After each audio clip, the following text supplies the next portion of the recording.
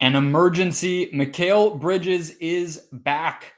Podcast for you on this Sunday afternoon. Maybe you're listening to this on Monday. Whatever it is, we got all of the details on Bridges' new contract coming right up on Locked On Suns.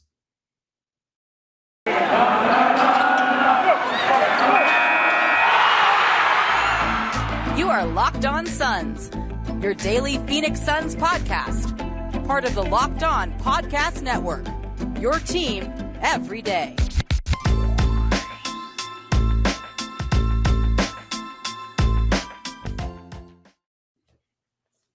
We are back. This is Locked On Phoenix Suns. I'm your host, Brendon Kleen, credentialed media member covering the Suns the past 5 seasons. Thank you for making Locked On Suns your first listen every single morning. Follow the show on Twitter if you do not already at Locked On PHX Suns, and you can follow me, of course, on Twitter at Brendon Kleen 14. Big news today coming down the pike at the last second, sort of. We have one day. By the time many of you hear this, it will be less than one day until the deadline for third-year players, 2018 draft class first-round picks to get an extension on their rookie contracts. And without a moment to spare here, Mikal Bridges, courtesy of Adrian Wojnarowski, reported by him at about 12:30 p.m., is back with the Phoenix Suns. 4 years, $90 million, and right in that sweet spot that we've been talking about forever. If you've been listening to this show, that's the range that I have had settled on, starting all the way back, around the finals, around the postseason, and he's here. I think it's a deal that makes absolute sense for both sides. I think it is not an overpay, but it's also very fair and respectful to him for what he has accomplished in this league. And I think at the end of the day, this is a player we can bicker. And of course, there's a debate about it. And I'm not by any means trying to make it a one versus the other. But I do think what Bridges does is irreplaceable in the NBA. The fact that he is turned into a player who can lock down the opposing primary playmaker. I mean, he's really developed into a guard defender more so than a forward defender. He has shown that at the very highest levels. Drew Holiday, Dennis Schroeder, even LeBron in that series, Reggie Jackson, Paul George. If Guy has a ball in his hands on the perimeter, Mikal Bridges is going to be able to stop him, slow him down, and he shoots 43% from deep. And that type of player is irreplaceable. We know he has so much room to continue to get better, and you just don't let guys like that leave. And you don't let guys that are the character and glue and chemistry of this group, of your championship title caliber group, you do not let those players slip away. Mikal Bridges this week, I believe Saturday at practice, got to give some thoughts on it and was able to basically say, I want to be here. This is home. I'm committed. I've grown to love this group. We've heard Chris Paul all camp singing Mikal Bridges praises. And look, you do not let those guys slip. That's part of the reason that I thought this might come in a little bit higher than it did. And I had started to, roughly discuss the Jaylen Brown contract, which was 4 years. I think 104 is what it came in at. And look, it's higher than Jonathan Isaac. It's higher than OG Anunoby. It's lower than a guy like Jaylen Brown. I think it makes perfect sense. But you had started to hear, Bill Simmons, Zach Lowe, some of these national figures discussing that there's interest around this league enough in Mikal Bridges that he could have fetched, 4 years, $100+ million. So I think, again, it's fair. It had to get done. It did get done. I don't think that it's something where they lowballed Mikal or are trying to get cute here. I think that they truly, truly signed this guy, keep him in place for 4 years at a contract that makes perfect sense for both sides. Rare do you see such a win-win. I think that this is going to be looked at as one, undoubtedly. We'll talk about, again, a little bit of how he'll continue to get better and what this means for Deandre Ayton as well. I just wanted to look, at the end of the day, the Suns got a player slightly below market value who they could not ever replace. They're never going to replace what Mikal Bridges gives them. That's just an unequivocal home run of a signing. So you have to factor that in with the offseason. This bumps up the Suns' overall performance in this offseason even higher than it already was.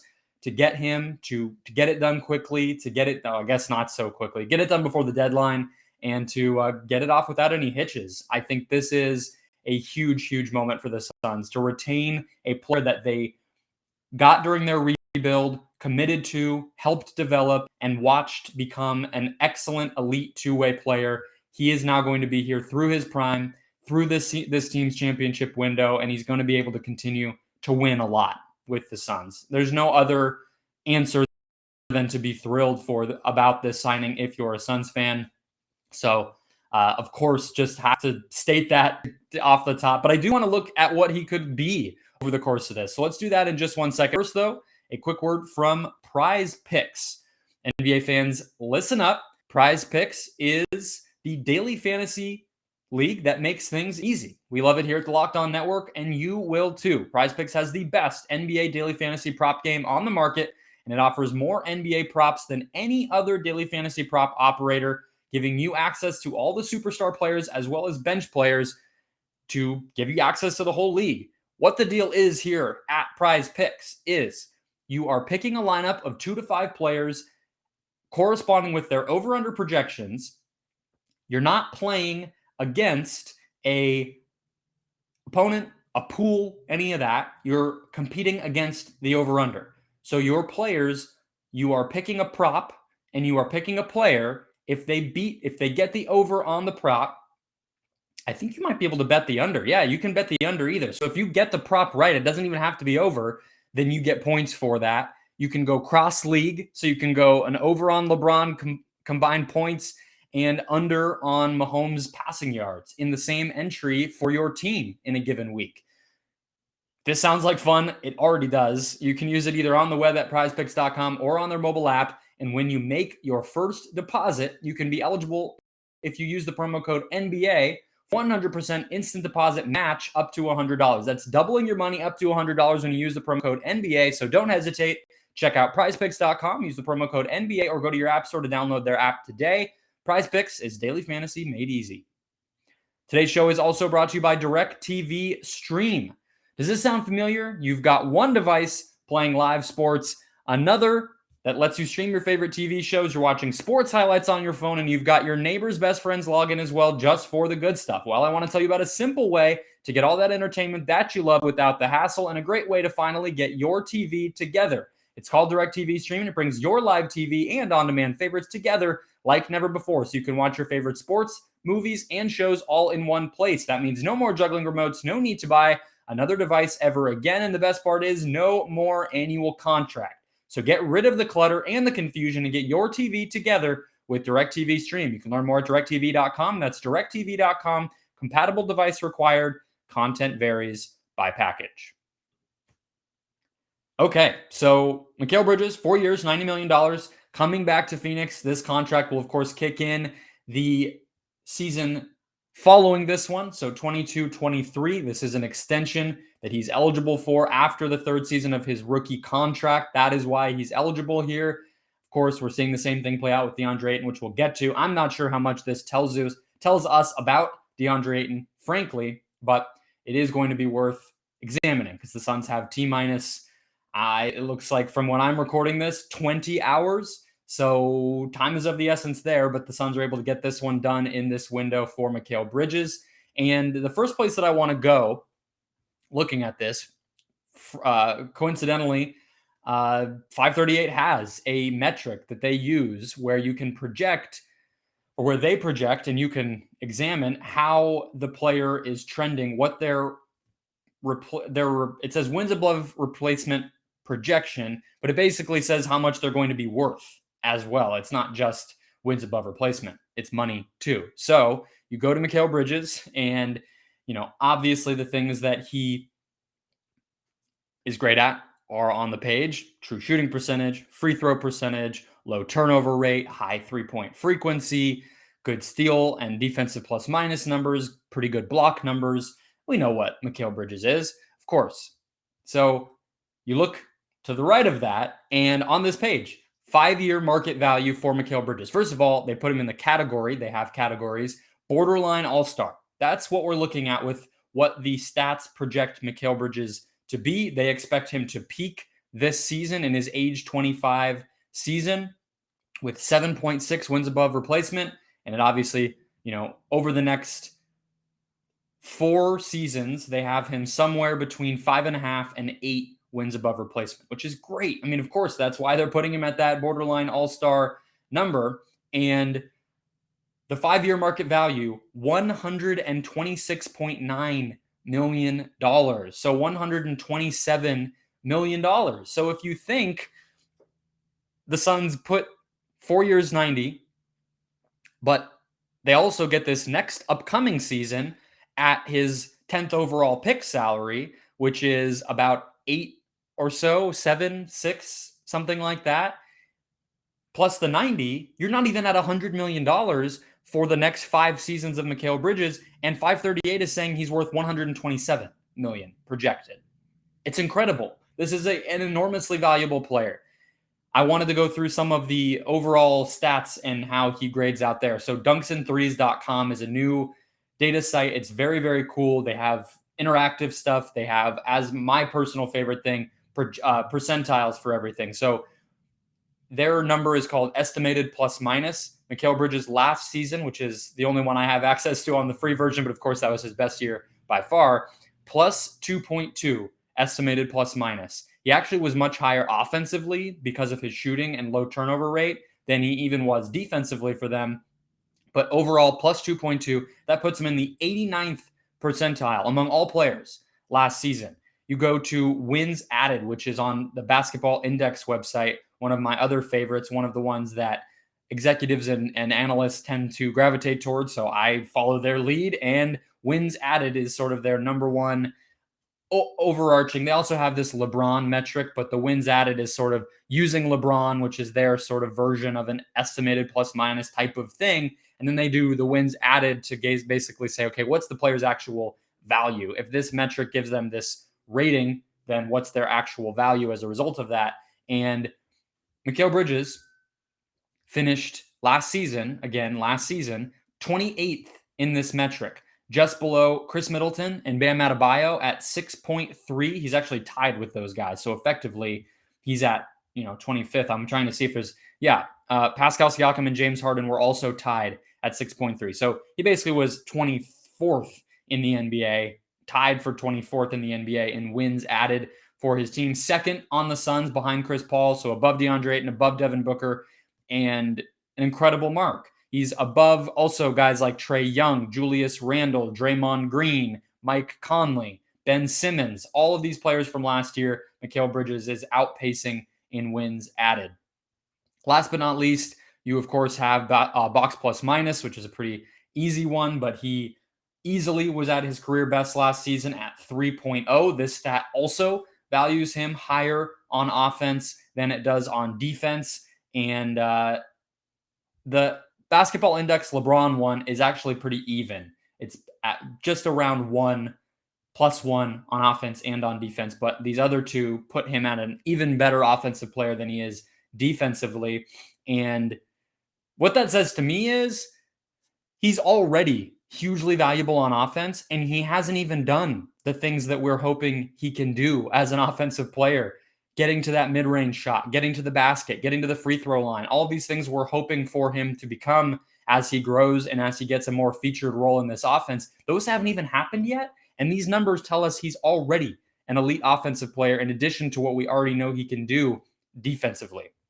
So the bottom line is the Suns are getting one of the most valuable players in the NBA at a contract that the numbers tell us right now is lower than his market value, and they get him for the next 5 seasons through his age 29 year, through his entire prime. I mean, I'm sure he'll age well, and we'll talk about that in 5 years if I'm still doing this show. But the bottom line is they are getting an elite player at less than market value who is going to continue to get better. Bottom line, it doesn't get better than that. And again, this is a cap to an off season where they were able to run it back with their same core. Everybody seems engaged. Everybody seems dedicated to the task at hand of winning a championship. And Mikal Bridges is a vital ingredient to doing that. Ask anybody on this team, not even just last year, but prior to that, as a rookie, This guy was already turning heads as one of the winning pieces, glue players of this entire thing. I have not shut up about Mikal Bridges since they drafted him. I've written about him multiple times. I love talking with him. This guy exudes confidence. This guy exudes a winning mentality. He is a cultural pillar of a team, and everybody in that building loves him. Nothing could be better than what the Suns just did to get him at the price that they did. All right, let's close out with some last thoughts on Deandre Ayton, because my episode with Jackson Frank previewing the top contenders in the NBA, I didn't have anything else on the docket there. So I didn't have anything to say about Deandre Ayton or Mikal Bridges, but of course, I do want to give you guys my thoughts there. So I'll get to that in just 1 second. First, though, a quick word from Built Bar, the best tasting protein bar ever, my favorite protein bar. And look, guys, I can't recommend the cookie dough chunk enough. It is delicious. It is a limited time offer. Check it out. Go to the website, built.com. It is just like every single one, covered in 100% chocolate, soft, easy to chew. You know what you're getting, packed with protein, light on the calories, light on the sugar. They are delightful. That's my recommendation. But of course, the same usual favorites like double chocolate, raspberry, salted caramel are all there as well. Go to built.com, use the promo code LOCK15 to get 15% off your next order. That's promo code LOCK15 for 15% off at built.com. All right, last thing here. And I don't have anything super locked in as far as my perspective on this, but I do just want to give you guys thoughts on Deandre Ayton. My read on it is that my guess would be that it doesn't happen.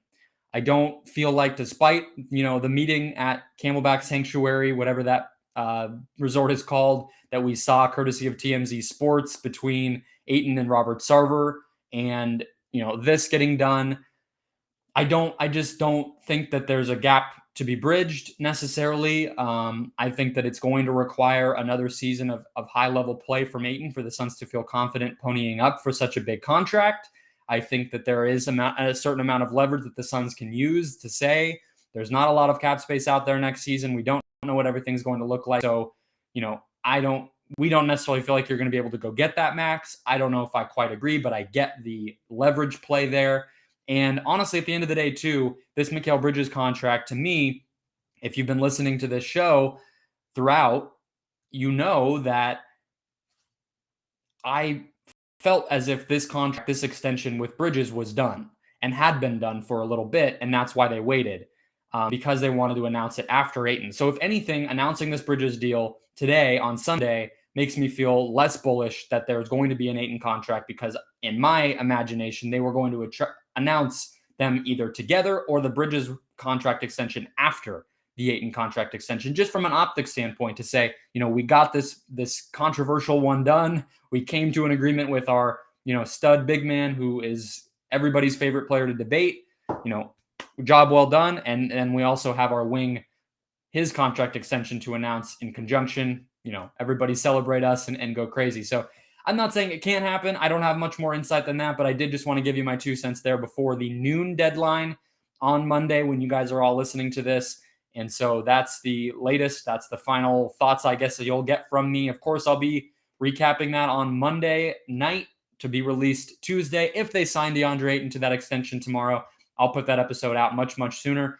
In the meantime, check out my show with Jackson Frank of Dime Up Rocks of the Basketball News, talking about his thoughts on the NBA's contender ranks, how the Suns fit into that, where they rank, where he puts them within that, and where they rank, and all of that good stuff. Lakers, Jazz, Warriors, Bucks, Sixers, Nets. We talk about all those teams and how the Suns stack up. So check that show out. Until then, enjoy your Sunday, enjoy your Monday, enjoy another Cardinals win, which is incredible to say. And I will talk to you guys soon.